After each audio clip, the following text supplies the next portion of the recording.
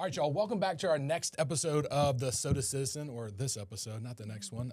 This is Marilyn Sloan. I'm her co-pilot, Brad Allen. We are bringing you some really cool people today. We got Parker Snell and Brandon Britt of the owners of ProHelp Movers, which is a local moving company, which those are really hard to find, like actually good ones. So we're going to introduce you to them because we think they're pretty good. Just kidding, they're good. They're great. Okay, good. Jesus, yeah, no laughs, anything. Like, I'm not. Well, at least my mom's laughing somewhere. Cool. So let's just start out with super casual. Y'all grown up here? When did you transplant here? Like, what's the How'd little you get backstory? here? Yeah. You want to start? Yeah, we both grew up here.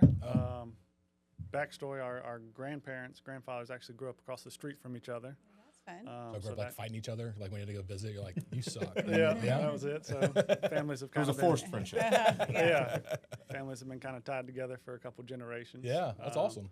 But yeah, I grew up in Northeast Columbia, and spent a few years in Atlanta for high school. Yep. And came running back. So That's cool. Yeah. Born and raised in Columbia. And yeah, like Brandon said, you know, our families were very close, tight knit, grandfathers, uncles, you know, grandmothers, et cetera. And so we knew each other growing up for the longest time, and then was really happy when Brandon decided to come back for college here and come back to Columbia. And that's kind of when the business evolved. Yeah, let's talk about that. So in college. Yeah, in college, yeah. I mean, we were doing this on the side for beer money. Okay. Yeah, good. So his grandmother had a little consignment shop on Forest Drive called Consign It, Yeah. right across from where Carter Newman used to be. Yeah. And so we would deliver furniture to and from out of his little pickup truck. And I'm sure you were know, bonded and insured then. Yeah. well, we can get that's a whole nother story. But so that was probably 2012, 2013. And we ran that course for a year or two, and then got in with a couple designers and started doing deliveries for them. That's great. Like you're just like rolling down the road, like we should make a job Yeah, of this. And just yeah. keep I going. mean, we bought a 16-foot trailer once we kind of realized the pickup truck had outgrown the pickup truck, and started hiring our fraternity brothers and college friends to come and work for us. And at that point, we had gotten into some whole homes and started doing residential moves, and graduated. Didn't know what we were going to do, and kind of had a full-time business. Yeah. And so we just kind of went out on a limb. And I don't think people understand how hard it is to start a moving company. Like I didn't realize There's like didn't look too hard. I thought, man, easy. That was a shot. There was a culmination of things that happened. You know, there was probably a year where we were operating unlicensed. You know, we didn't know any better. Right. Like, Sure. We were You don't know just, what you don't know. we're just going to do it. Yeah. And so we're on a job for Same. a good family. Yeah. We're still not licensed or insured. We're It's expensive. doing a move for a good family friend of mine, and a competitor drives by and sees us and calls the Public Service Commission, who licenses all the companies in the state. And they sent an agent out and basically told us, like, hey, you guys like have to be licensed. You cannot do this for profit. And You're like, we're really not making money anyway. We're like Check. scrambling. We're like, this is a good family friend. Like, you know, how do we, like, we have to unload his stuff. Yeah. So we're like, okay, we'll just do it for free. Like, Yeah. We'll do it for free. We'll get the licensing, and then we'll build this guy. Yeah. So that was, you know, a big turning point for us. Sure. One, like, we didn't know we needed to be licensed. We didn't know insurance. We didn't know any of that. Yeah. So navigating that whole ordeal was interesting and eye-opening. But once we did, it gave us a whole new perspective on, you know, the business side of things, and we made plenty of mistakes. Yeah, we had a past client, 5 years ago, call me and go, hey, I need you to be a witness. I'm like, no, I don't think this is going to work. I was like, for what? He's like, I got a moving company that's trying to open up in Columbia, and you have to go and explain why there's a need for another moving company. What the hell? Like, then you should do that for real estate agents. Like, before you get licensed, like, go in front of the board and tell us that we need another one. The Public Service Commission has made it much easier to get licensed now, but we had to do the same thing: hire an attorney, get an agent to come in and represent or show that there's another need for a moving company. You have to put an article in the state paper. It's like cartel stuff. Yeah, Still? it was, not No, still. okay. Now it's much easier. But when we did it in 2016, I think, 2015. it was it was an ordeal. What did the article in the state paper have to say? I'm just It curious. was just like, hey, ProHelp Movers LLC is, becoming a new moving company in Columbia, and here's Okay. where we're based out of. And it was just like A public statement. a public a statement. public statement. Yes. It didn't have to like. But it had to be in the state paper. That's crazy. Okay, It was that's a odd. So fun fact. we had to sit through the session of the Public Service Commission, and for like an hour, they're talking to Dominion Energy about the failed nuclear plant and everything that went into that, and we're like, we just want we just want to move some furniture. Yeah. You know? We'll live with our back. I promise. Not our back, our legs. Yeah. So, That's Okay. awesome. So, what is like the biggest pet peeve of a moving company when it comes to like moving real estate clients? Like, whole house, I guess you should say. Like, what do you like? I'll roll my eyes. I'm just going to walk away if I have this. We try and accommodate most people. Well There's the played. PCL. Well Yeah. played. But, We're for everybody. like, Pool table? I've heard those are hard. we'll move them. Yeah. Pianos? We prefer not to. Yeah, We'll yeah. move them. Yeah. And it'll cost you. I feel like the problem that we have is people think they're going to be super prepared and packed and everything is going to be a box and ready to go, and then we show up and for whatever reason, whatever their excuse is, it's not prepared, and so it ends up taking us longer because we've got to help pack and prepare things. So we really stress when we're given an estimate, like, hey, like what are the items that you want us to focus on? Because not every move is the same. Some people want to handle their fragile items, Right. the easily breakable items. So it's just like you have to kind of cater to the customer, and not every move is the same. Yeah. So just being willing to like give the customer those options. So what is the definitely helps. craziest thing you've moved? Oh man, we did all the solar panels for Richland School District 1.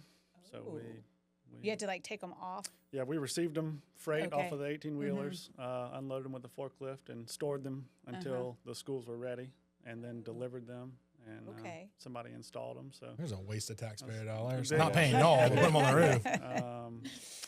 saunas, hot tubs, 6-person saunas. sauna. Oh, come on, like hot tub. dungeons, like Yeah. fake huge grand animals. pianos, Yeah. Swords. $250,000 worth of wine for a customer. Oh, yes. Was that on an Over interesting Creek?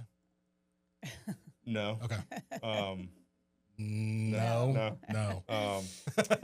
I mean, we've moved some very high profile people before, Yeah. which is pretty cool. Yeah.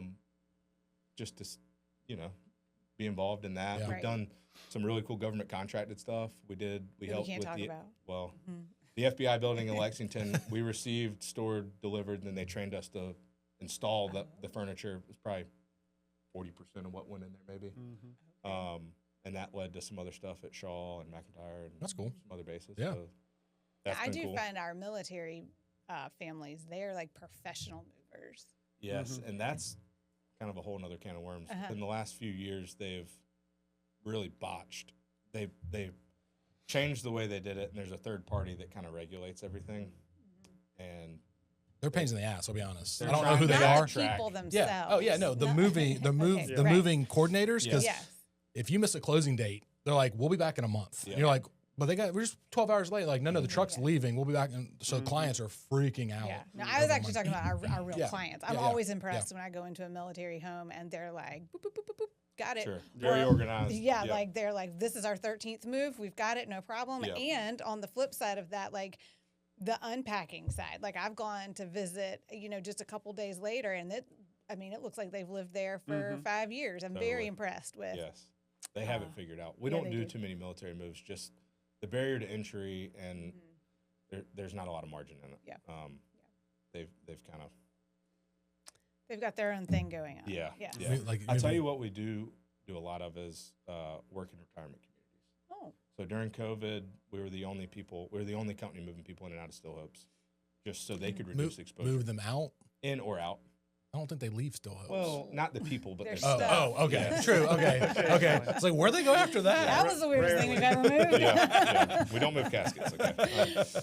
But so we do a lot of that, and COVID kind of set us up well to get into that market.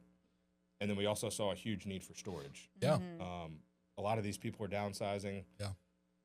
Their kids maybe don't have the ability to take the extra stuff at that time, so we're able to come in and offer them climate controlled storage at a reasonable rate. And then we can thereafter, once their parents get settled in, we can then circle up with the family members and try and figure out how to disperse those items. Gotcha. And do you just move people locally, or do you move people all across the country? All over the state, all over the country. Okay. So, Well, I think there's a misconception that if I'm going to, because we, with military and with the government that we have here and with the university, we have a lot of people that have these, cross-country moves. And I find a lot of times their brain automatically shuts out local companies just because they have the assumption that, they can only move me in the state. They can't move me all the way to California. So then they start looking at these bigger chains, which is a whole different headache for them because they contract a lot of that out. It's like brokering it out. So it's like who's in charge of what. And some of my stuff is on one truck and some of it's on another. So I think it's really cool that you are local, but you can also help people move pretty much anywhere. Yeah, so about 80% of what we do is within an hour or two of Columbia here. But we go all over the country. We did Litchfield Beach, South Carolina to Los Angeles, California. Oh, wow. So literally coast to coast there. John Miller can't move. And a little bit of everything. Yeah. So, but yeah, we have an advantage there to where if we're doing the long distance, your stuff is going on our trucks with our movers. Yeah. And we're going to have the same crew take it the whole way. It's not going to get transferred onto multiple trucks there. Cool. And get mixed up with somebody else's and stuff. until somebody's done a move like that, I don't think they see how valuable that service is. So if you're listening, that's a big deal. That's I got a call big this deal. week from a guy that was like, "Hey, I'm moving out of state. You don't put anybody else's stuff on your trucks, though, because I had moved from New York and we had a nightmare story. And we hear that all the time. Yeah. So that is definitely a benefit to using us. It's the same guys. Nobody else's stuff's getting put on the truck, and our movers are able to develop kind of a rapport with that customer, and they get to know them throughout the whole process. It works well. What are some hacks? Like, I know we've had some clients that moved from Virginia down here, and their truck got hit by a train, and they didn't realize they get reimbursed by the pound, not by the stuff in it. Like, are there ways that people can take out insurance for the actual value of stuff? Because they lost a lot of stuff. Jump right into fraud. How do we do that? 10 weight sets, 10 weight benches. I don't know why I bought so many. That's a great question. So all moving companies are required by the state to carry basic valuation, which pays you out 60 cents per pound. And that's for one piece of furniture if it gets damaged, or the entire truckload if it runs off the road or catches on fire. So you get paid out per pound there, and it's not a lot of value compared to what most people's contents are worth. So we do offer valuation, which is you purchase more coverage value, basically insurance, but the government doesn't want us to call it that. Okay. So you pick a coverage amount, and then we can fully repair or replace all of your contents up to that amount. Gotcha. So extra peace of mind for anybody moving with us that we can offer extra coverage there. I never realized that was the case until this happened. I was like, note to self. Yeah. Some homeowners' policies will cover your stuff in transit. Gotcha. Like if you've hired somebody to move your stuff. And then we have a multitude of insurances outside of that: cargo, warehouse liability, workman's comp, all that jazz. So we're fully licensed and insured, but as far as the valuation goes, it can be a little tricky. Yeah. I bet. Dang. So for people that are moving here, one thing we like to try to offer on this little platform of ours are things that you enjoy about Columbia. So if somebody was moving here and they've never been to Columbia before, what's something you think they should experience or try out besides your moving company? Good question. I don't know. I feel like downtown has just really thrived or has taken off recently. Before I came to the podcast, I was listening to one of the prior podcasts about the guy from Main Street, and that really hit home. I mean, growing up, like it was scary to go on Main Street. Yeah. Now, like my wife and I enjoy, going out and going to dinner, and one of our favorite places is Terra over in West Columbia. But good choice. I mean, it's a solid option if you're looking for a absolutely. restaurant. Yes. Right. Yeah, what I love about Columbia is it's a little big town, or a big little town, however you want to put it. But it's small enough that you can have meaningful connections Sure. with the community, but big enough that it offers a little bit of everything. And what we don't have is an hour or two away to the beach or to the mountains. Right. So it's I just love Columbia. All right, so I need y'all to settle a debate for us. Oh, boy. I feel like everybody moves to the Northeast first in Columbia, if they're from the state, and then they kind of triculate down towards city center. Do y'all find that to be true too in your business, or can you put your finger on it?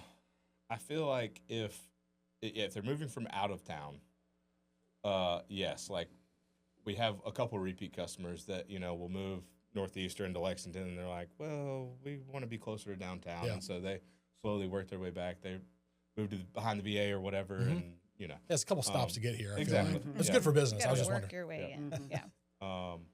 But I feel like that also varies on where their jobs are and Sure. if they have a family or not. But we are seeing some of that. Yeah. I guess the downside is there's no more land in downtown Columbia. Yeah. I mean, they're developing like Yeah. crazy outside Yeah. of downtown Columbia. But yeah, I mean, we've kind of hit a peak. For sure.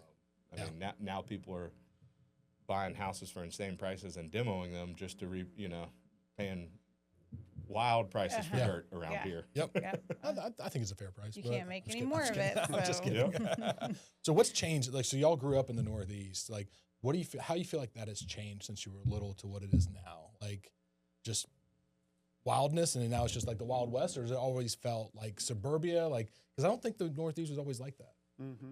I grew up downtown. So Oh, that's a dumb question. We'll yeah. skip that question. That was dumb. I was trying. I was Your like, turn. oh, Yeah. I was like, he didn't grow up in the Northeast, but I couldn't stop. It's the you. grandfathers. Yeah. Yeah. Yeah. Yeah. Shit.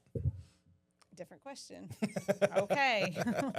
Unless you want to talk about the development in the Northeast or not so much? I don't have much. He went to Atlanta for a reason. Okay. Yeah.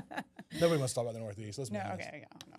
No. All right. Well, here's a fun question. So we like to ask our guest if you could wave a magic wand, like money didn't matter, like space didn't matter, but you could bring anything to Columbia, whether that would be a professional team or a certain restaurant or a park, or you could just bring, if Columbia could have anything that you've seen or experienced or maybe just imagined, what would it be?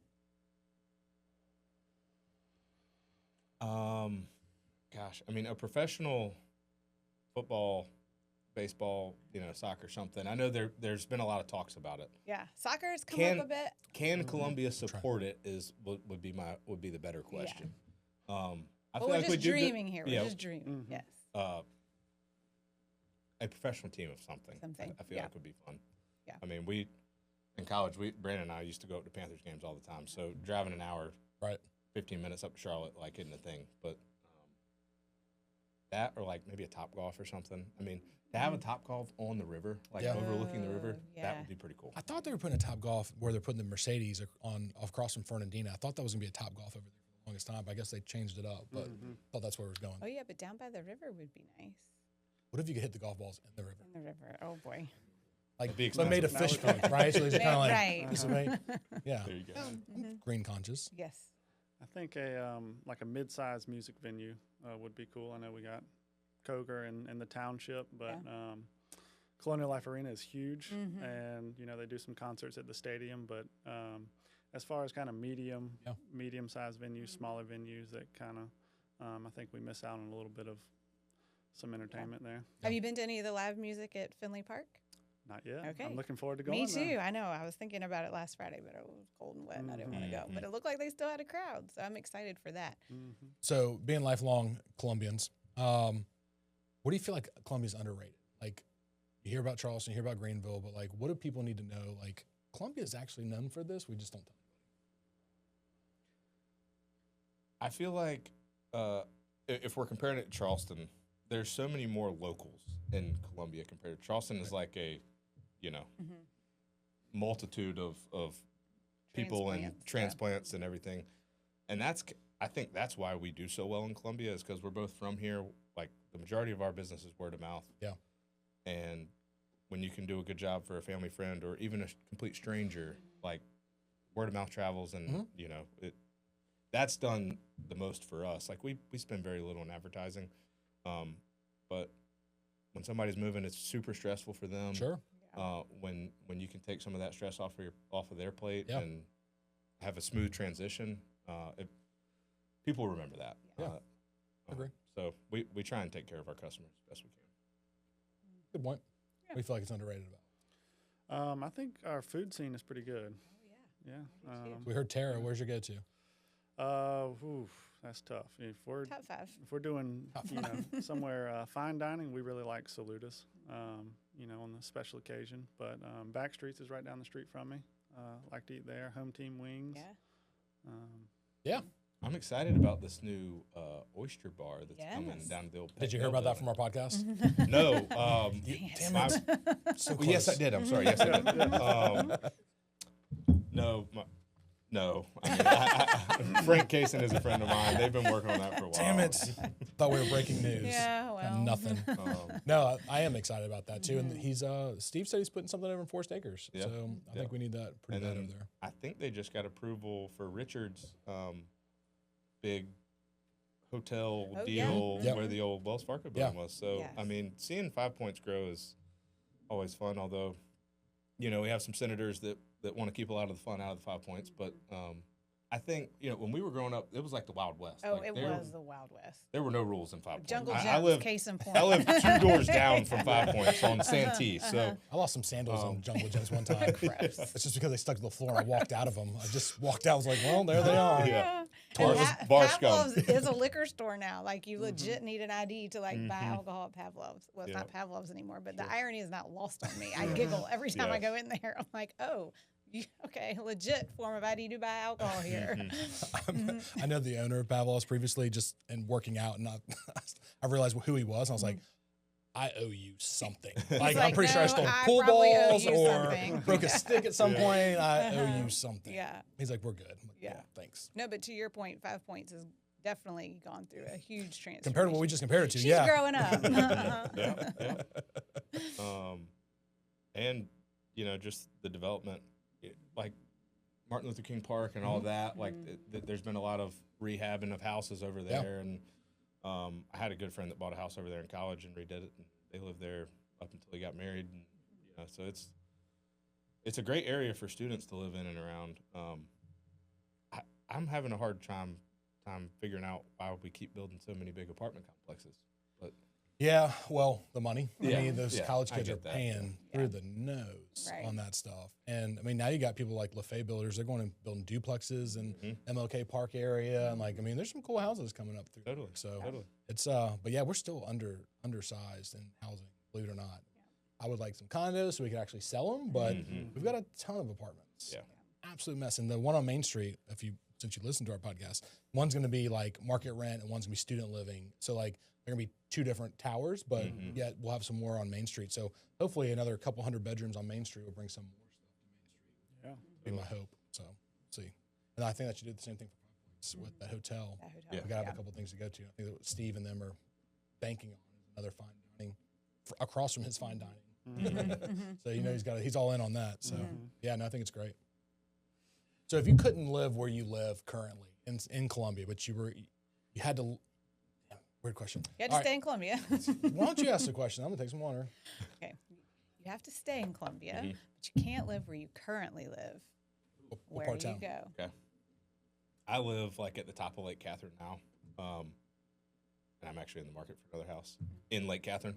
But if I had Good to move luck. outside of Lake Catherine, I mean, Forest Acres, That's the same. That's the No, same. it's not. No, it's not. Okay. I mean, I would love to live on the lake. Yeah. There's some really cool houses out on the lake. For Forest sure. Lake? No. Oh, Lake Murray. Murray. Yeah. Lake Lake Murray. Murray. Oh, okay. Forest Lake, that's still Forest Well, Acres. I don't know. You were like Lake Catherine, Forest Acres, Yeah, and then sorry. the lake. So I was like, I should have okay. prefaced that. Yeah, Lake Murray.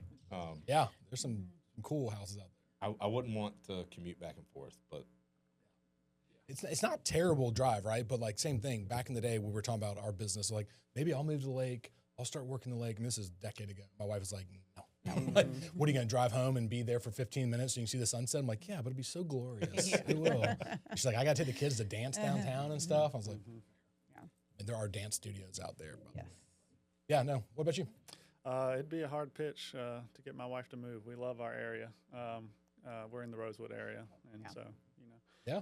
we got great local stuff and that we can walk to, and 10 minutes from anywhere in town. But if we had to move somewhere, I'd love to be on the river. Yeah.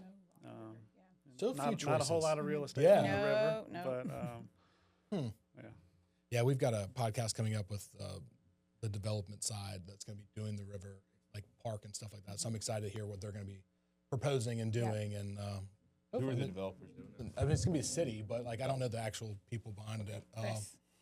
Chris, his name's Chris. So as far as we got, he hasn't accepted our invite yet, but I'm pretty sure it's It's coming. coming. He should. Yeah. We've got some elected officials putting pressure on him. So that's the parcel that's like in between Gervais and Blossom. Yeah. Yeah. Okay. So not housing related, but Mhm. I think that'll probably end up coming eventually. Maybe they start pushing down, especially in Casey. But yeah, there's not. Casey's side's full. We did a development on that side for a couple of years. Congaree Bluff that kind of backs up to the Riverwalk, but it's you can see like in the wintertime you can see some water, but there ain't unless not you quite. unless you go where Don Staley lives in that Congaree Gated. Yeah. Point. I think there's not a lot. It's so underutilized. Yeah. Well, and I mean, because it flows almost directly out of Lake Murray, I think for insurance purposes, there's probably a lot of reason why people aren't building on the river. Yeah. Just because how quickly it can rise. But it would be cool to see some development on the river. Yeah. Greenville's done something similar. Yeah. I mean, they built like Yeah, their river goes massive. straight through their downtown. Yeah, absolutely. And like right outside, I think that's where their gather is, right? Isn't that right off Yeah. the river? Yeah. Yeah, a little bit off of there, but yeah, it's close to it for sure. All right, so let's wrap this up with if you had a Saturday to spend, somebody's coming from out of town, they've never been here, where would you take them on an average Saturday or whatever day you want to make up? But like, where would you show off the city? Where would you go eat, maybe Kind entertainment? of just like walk us through your ideal day. Do it together. yeah, you could be Do it together. Yeah. Next couple of weeks, we got St. Patrick's Day coming up. Yep. So anybody that's not from around here, I'd highlight that, Yeah. which is awesome festival. Home Team is one of my favorite restaurants. Yeah. So go ahead to the festival, go to home team. Wings, Home Team. And Gonna then need a maybe nap. catch a that would be great. Maybe a sports game. Yep. I love the university sports: basketball, football, baseball. All right. Man, I mean, I would probably start with breakfast at maybe Pancake House or something. Okay, I there you mean, go. we love Pancake Yeah, House. for sure. For sure. If it were a Saturday, take them up to Soda City Market on Main. That's pretty cool. I feel like that's done really well. Yeah, sports game. Finley Park, they've just redone. The zoo's incredible. Our museums are great. I mean, we have so much going for us in Columbia that we didn't have 15 or 20 years ago that I think people know. just don't know much about. We got to do a better job of getting the word out. Yeah, we're trying. Yeah. Yeah. For the 5 Welcome listeners. to the That's why we're platform. here. That's why we're here. Get out there. So Columbia. last one. Okay. So 5 or 10 years, where do you see Columbia going? Do you think it's going to stay small, big town? Do you think we're going to double in size like they're calling for? Where do you think it's going to be? I think just the revitalization that we're seeing some of is really important. I want to see more of that. Mays Park just got redone, and it was not being utilized very much. There are people always in that And park. now Yes. it is insane. always packed. And same with kind of the Bull Street, North Main area. Columbia has just been around for so long, but kind of grown in segments. Yep. And I think certain areas have kind of gotten neglected. And we've kind of seen with those couple examples that when you put a little money into it and fix it up, that people want to enjoy it. So I want to see some more of that. Cool. I'm a huge fan of like commercial development. Like I love when an old building like Pecknell gets Yep. revitalized or seeing what they've done with Main Street. So I'm kind of on the same page with Brandon. I mean, I hope in 5 or 10 years, I don't hope we're double the size. And I don't know what are you talking I mean, population? you kind or of do like, financially, Yes, like, for yes. business. You From want a moving all the people to standpoint. move. But it's like our infrastructure is so far behind. Like when when summertime rolls around and USC students aren't here, Yeah. navigating downtown is a breeze. Yes. But, you know, come August or September, it is just insane. It's not just the students though. I was almost late today coming because I was coming from Sure. down Forest Drive. Yep. And Well, and you know, Oof. the base has a lot to do with it, and I mean, there's a multitude of things, but I hope that we continue to grow and focus on our infrastructure and big commercial development. Yeah. You know, if that happens, residential stuff, people will continue to move. Yeah. I think it's coming. I think Scout's going to be a big part of that. So Yeah. I think it's coming. Yeah. and then we get that mid-size music venue. Yeah. There we I'm go. with you on that Mid-size. one. Who Yeah. comes to mid-size? Mid-size people. Mid-size people. Yep. Got it. Thanks. All right, guys. So thanks for being on the podcast. Yeah. Thanks for your time. Thanks for the friendship and the business friendship, because hopefully we'll see this grow as we have great movers to help our clients move, and we get in front of that, which Anya's working on. So we're going to check on that too, because what we've realized, even 20 years of doing this, like nobody in the real estate world really focuses on the move of the client. We talk about selling, we get a contract, we're like, good luck, be out in 2 Get weeks, out. you know, and make sure it's clean. And then nobody actually helps facilitate that. So we're looking forward to kind of creating this relationship where we can offer that service to our clients that they truly need, and they need respected people to help them, because it's so stressful, as y'all probably know, selling houses and moving. But yo, if we can have some people that actually help them do that, it's gonna be so much. I just said like I'm a rap yes, star. you Okay, did. cool, awesome.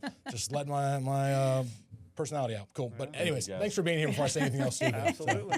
Yeah. Thank y'all for having us.